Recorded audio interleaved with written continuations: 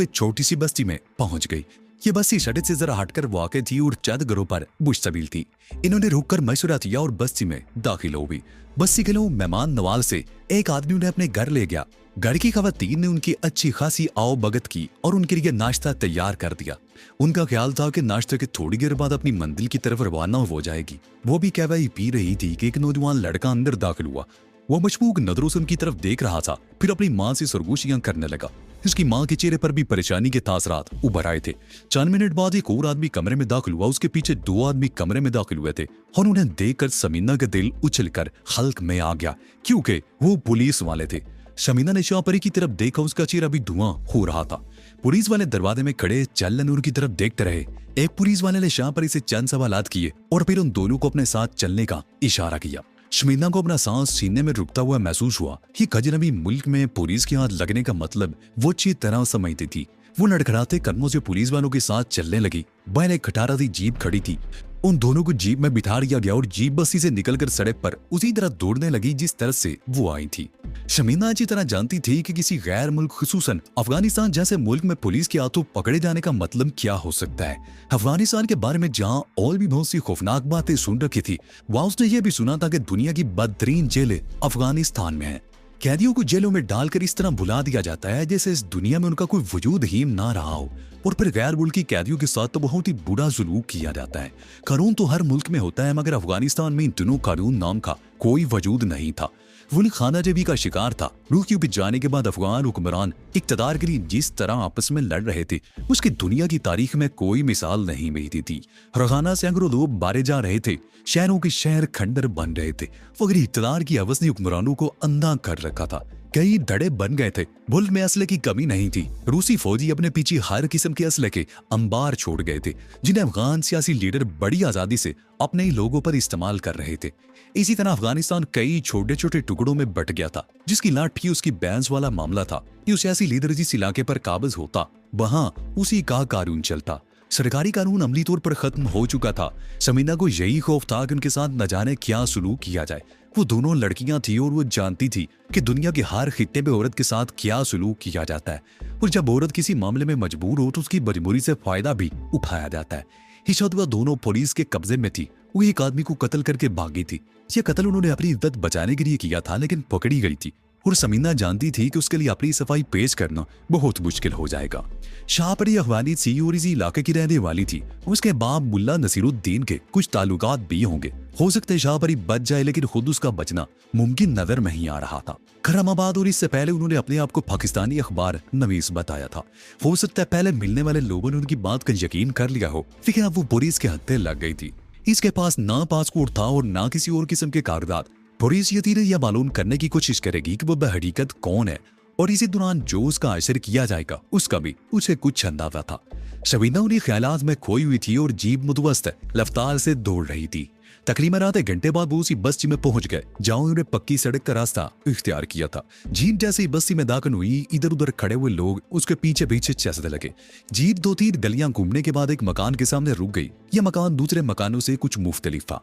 इसकी दीवारें ऊंची और दरमियान में एक गेट बना हुआ था। गेट के सामने पुलिस वाला ऑटोमेटिक राइफल कंधे पर लटकाए खड़ा था। जीप पर सवार पुलिस वाले नीचे उतर आए। उन्होंने शाहपरी और सबीना को भी पकड़कर पीछे खींच लिया। शाहपरी ने चीख कर फारसी जबान में कुछ कहा और झटके से अपना हाथ छुड़ाना चाहा, मगर पुलिस वाले ने उसके मुंह पर जोरदार थप्पड़ रसीद कर दिया। शाहपरी चीख उठी। समीना ने भी तो उसे पुलिस वाले से अपना हाथ छुड़ाने की कोशिश की थी, मगर शाहपरी का हशर देखकर उसने अपना इरादा बदल दिया। उसे यूं लग रहा था जैसे उसका हाथ किसी आहनी शिकंजे में धंसा हुआ हो। पुलिस वाले उन्हें खींचते हुए गेट के अंदर ले गए। समीना ने पीछे मुड़कर देखा तो उस मकान के सामने बहुत से लोग जमा हो चुके थे। ट्रेन के आगे मुख्तसर सा सेन था और उससे आगे बरामदा। वो बरामदे में पहुंचकर एक कमरे में दाखिल हो गए। ये मकान भी बस्ती के दूसरे मकानों की तरह कच्चा ही था। कमरे का फर्श भी कच्चा था। सामने ही एक मेज रखी हुई थी, उसके पीछे एक कुर्सी थी। दाईं तरफ दीवार के सामने एक बेंच पड़ा हुआ था। कमरे में पहुंचकर पुलिस वालों ने उनके हाथ छोड़ दिए। समीना और शाहपरी ने बेंच पर बैठना चाहा तो एक पुलिस वाले ने उन्हें डांट दिया और दूसरी तरफ दीवार के साथ खड़े होने का इशारा किया। वो दोनों इंतहाई खौफजदा थी। दीवार के करीब खड़ी एक दूसरे की तरफ देखने लगी। कुछ देर बाद पुलिस वाला अंदर आ गया जो उन्हें पकड़ कर लाया था। वो उस पुलिस चौकी का इंचार्ज था। इसने कमरे में खड़े हुए पुलिस वाले से कुछ कहा, वो सारी लाता हुआ बाहर चला गया। 4 मिनट बाद वो वापस आया तो उसके साथ एक लंबा तिरंगा आदमी भी था। उसकी उम्र 55 के लगभग रही होगी, लेकिन काठी अब भी खासी मजबूत नजर आ रही थी। वो कमरे में दाखिल होते ही खूनख्वार नजरों से उनकी तरफ देखने लगा और फिर वो जैसे उनकी तरफ बढ़ा, पुलिस वाले ने उसका रास्ता रोक लिया और बाजू से पकड़कर बेंच पर बिठा दिया। वो अभी शमीना और शाहपरी की तरफ देख रहा था। उसकी आंखों में खून उतरा हुआ था और वो गुस्से से होले होले कांप रहा था। पुलिस चौकी का इंचार्ज उमर खान पहले उस रेड उम्र आदमी की तरफ देखता रहा, फिर उन दोनों की तरफ देखने लगा। आखिर में वो शाहपरी के चेहरे पर नजरें जमाते हुए बोला, इस शख्स को जानती हो? नहीं। शाहपरी ने नफी में सारी लाया, ये उस नौजवान सादुल्ला का बाप है जिसे तुम दोनों ने कत्ल किया है। उमर खान ने कहा, हमने किसी को कत्ल नहीं किया। शाहपरी ने कहा, क्या कल रात तुम दोनों अखरोटों वाले बाग में वाक़े मकान में नहीं रुकी थी? उमर खान उसके चेहरे पर नजरें जमाते हुए बोला, सादुल्ला की माँ ने तुम दोनों को पनाह दी, तुम्हें खाना खिलाया, सोने के लिए जगह दी और इसका वसीला तुम लोगों ने ये दिया तो उसके जवान बेटे को मौत के घाट उतार दिया। हमने किसी को नहीं कत्ल किया। शाहपरी ने चीख कर जवाब दिया, हम रात को उस मकान में जरूर ठहरी थी। उस बुढ़िया ने हमें अपने घर में सोने को जगह दी थी, मगर सादुल्ला ने हमें वहां से उठाकर दूसरे मकान में पहुंचा दिया। हम वहां सो रही थी कि रात के पिछले पैर शोर की आवाज सुनकर हमारी आंख खुल गई। बुढ़िया का बेटा हमारे कमरे में दाखिल हुआ, उसके पीछे 2 आदमी और भी कमरे में आ गए। वो वालबन उसके दोस्त थे। वो तीनों हमें माले गनीमत समझकर हमारी इज्जत से खेलना चाहते थे। बुढ़िया के बेटे का एक दोस्त पहले उस लड़की को अपने इस्तेमाल में लाना चाहता था, जबकि बुढ़िया का बेटा इस लड़की पर पहल करना चाहता था। इसी बात पर उन दोनों में झगड़ा हो गया। वो दोनों एक तरफ थे और बुढ़िया का बेटा एक तरफ। हम इंतहाई खौफजदा थी। उनकी लड़ाई से फायदा उठाकर हम वहां से भाग निकली। हमारे बाद अगर बुढ़िया के बेटे को कत्ल कर दिया गया तो हमें मालूम नहीं कि उसका कातिल कौन है। हम तो डर के मारे वहां से भागी थी। उमर खान चलने उसकी तरफ देखता रहा, फिर सादुल्ला के बाप से बातें करने लगा। शाहपरी और उमर खान में सारी गुफ्तगू फारसी जबान में हुई थी और समीना के पल्ले एक लफ्ज भी नहीं पड़ा था। उमर खान को बूढ़े से बातें करते पाकर शाहपरी समीना की तरफ झुक गई और सरगोशी करते हुए टूटी फूटी उर्दू में उसे बताने लगी कि उसने पुलिस को क्या कहानी सुनाई है और वो भी यही कहानी सुनाए। समीना उसकी दानत पर दिल ही दिल में मुस्कुरा उठी। वो कन्नकी उसे पुलिस ऑफिसर की तरफ और उस बूढ़े की तरफ देखने लगी। उमर खान की बातें सुनकर बूढ़ा भड़क उठा था। वो तेल से लहजे में कुछ कह रहा था। ये क्या कह रहा है? समीना ने सरगोशी में शाहपरी से पूछा। ये कह रहा है कि सादुल्ला रात को अकेला ही बस्ती में वापस किया था और उसके साथ उसका कोई दोस्त नहीं था, और ये कि उसका बेटा इतना बेगैरत नहीं था कि घर में मेहमान खवातीन की तरफ बुरी नजरों से देखता। शाहपरी ने भी सरगोशी में बताया, इसके बेटे के बेगैरत होने में तो कोई शुबा नहीं। समीना बोली, अगर गैरत वाला होता तो वाकई किसी औरत की तरफ आंख उठाकर ना देखता। अब ये पुलिस ऑफिसर उस बूढ़े को जाने क्या कह रहा है, इसके बाद वो हमसे तफ्तीश करेगा।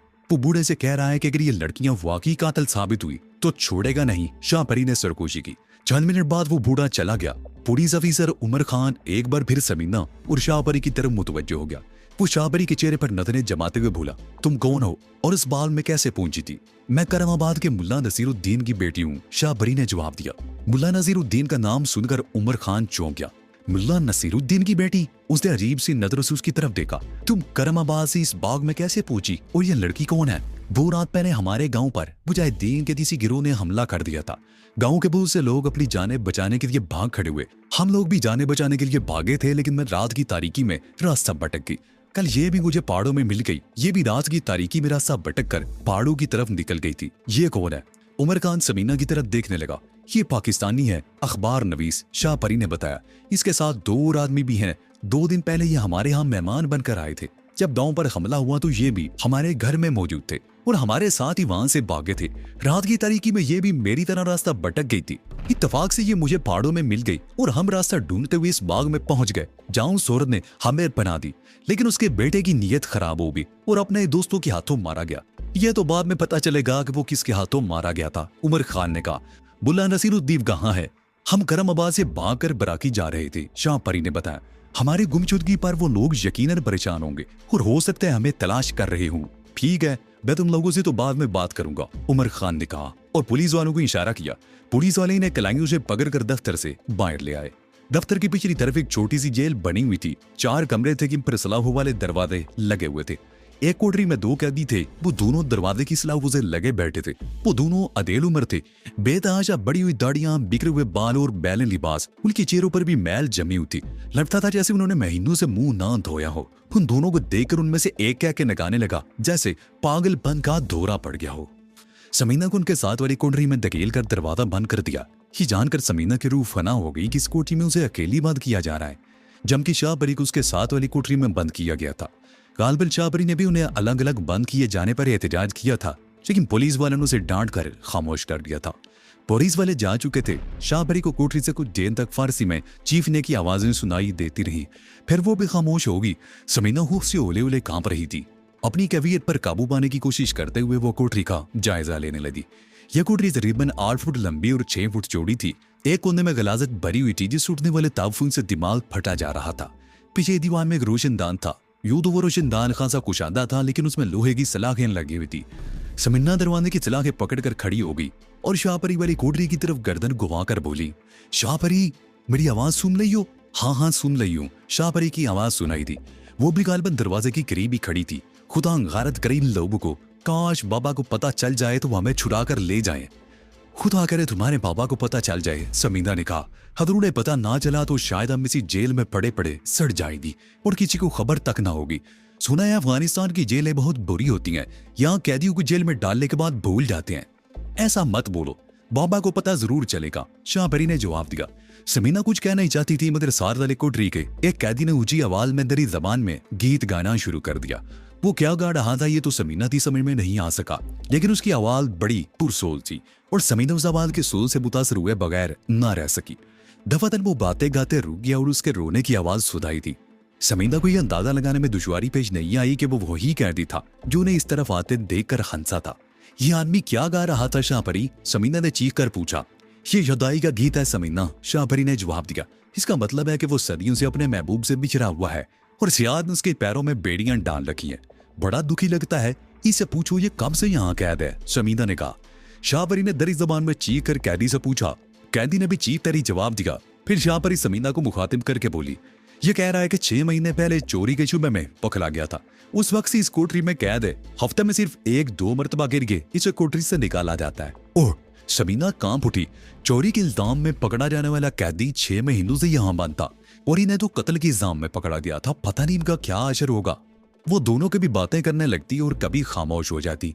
इन्हें जब यहाँ लाया गया था तो दिन के 11 बजे थे और अब शाम हो रही थी। उस वक्त से अब तक किसी ने इनकी खबर नहीं ली थी। कल रात को इन्होंने बाग वाले मकान में खाना खाया था और आज वो बस्ती में उस शख्स के घर अभी आराम से बैठ भी ना पाई थी कि पुलिस ने इन्हें पकड़ लिया। इन्हें कुछ खाए हुए 20 घंटे से ज्यादा हो चुके थे और पुलिस वालों ने इन्हें पूछा तक नहीं था। शमीना पेट में इंटर्सी महसूस करने लगी। जैसे जैसे शाम गहरी हो रही थी, सर्दी बढ़ रही थी। शमीना सलाखों के करीब बैठी हुई थी। कोठरी के अंदरूनी हिस्से की तरफ तो जाने का सवाल ही पैदा नहीं होता था। ताफुन था नातामलिम बर्दाश्त। दरवाजे के करीब बैठी होने के बावजूद बदबू से उसका दिमाग फटा जा रहा था। अंधेरा गहरा होने के साथ ही मच्छरों ने भी यलगार शुरू कर दी। मच्छर जगह जगह से उसका खून चूस रहे थे। सर्दी भी बढ़ रही थी, लेकिन वो अपनी जगह से हिलने को तैयार नहीं थी। शाहपरी से एक बार फिर बातों का सिलसिला शुरू हो गया। इस तरह सर्दी और भूख से ध्यान बढ़ रहा था।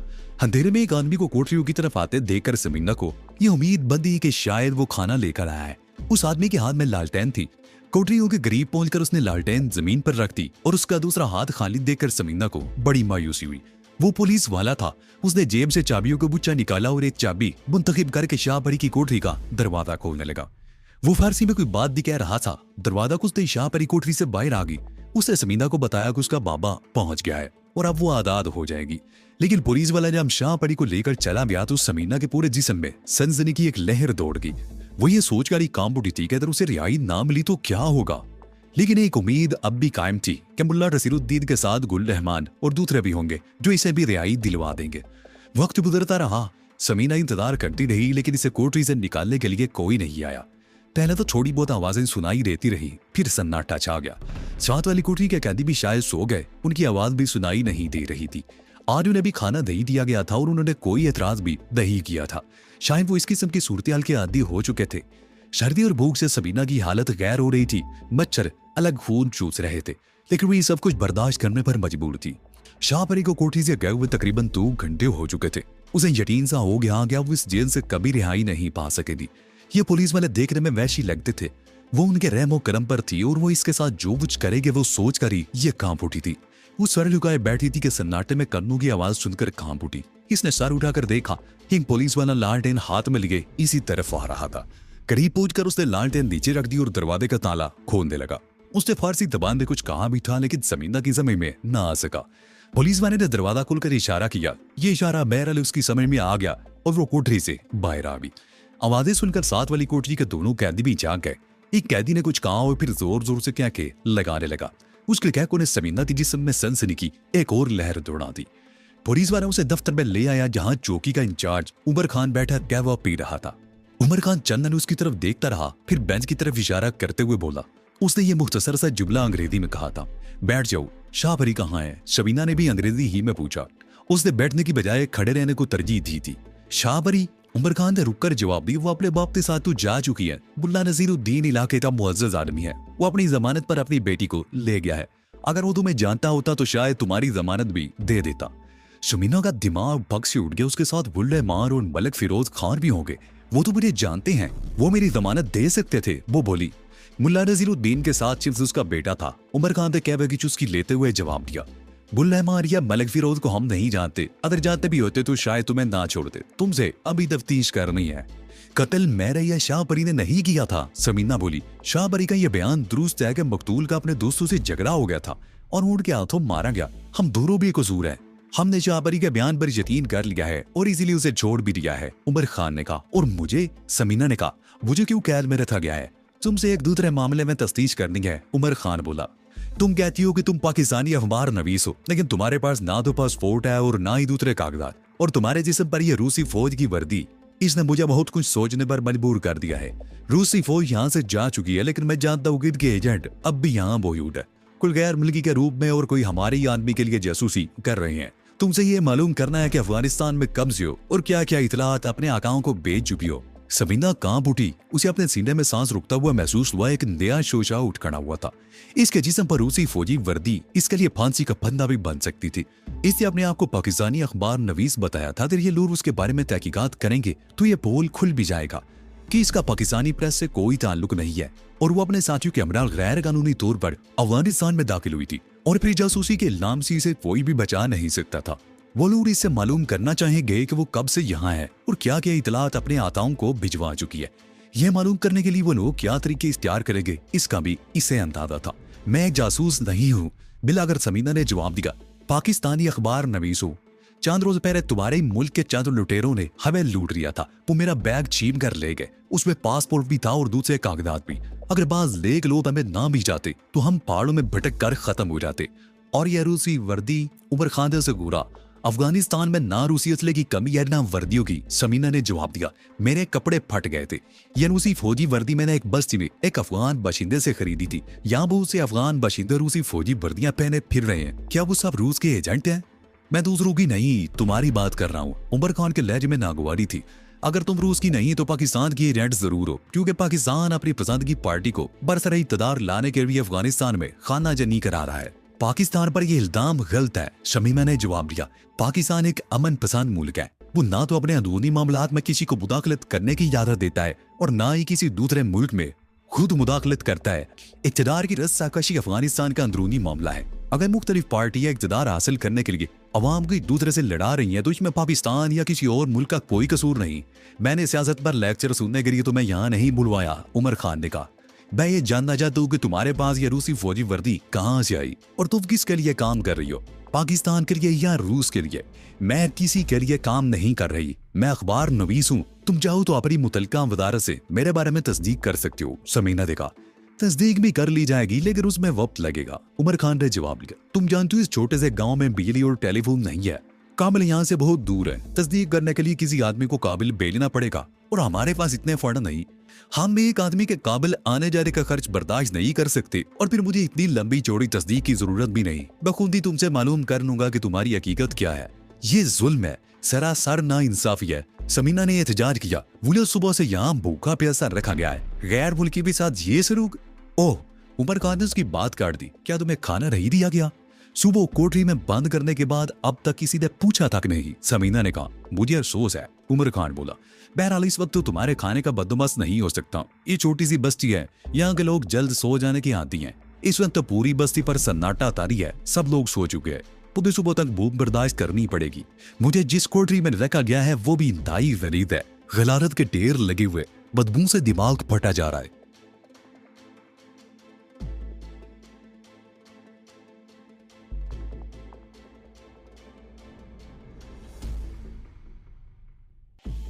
तो ये थी आज की स्टोरी। आपको ये वीडियो कैसी लगी कमेंट में बताएं और हमारा चैनल सब्सक्राइब कर दे, साथ ही बेल आइकन भी दबा दे।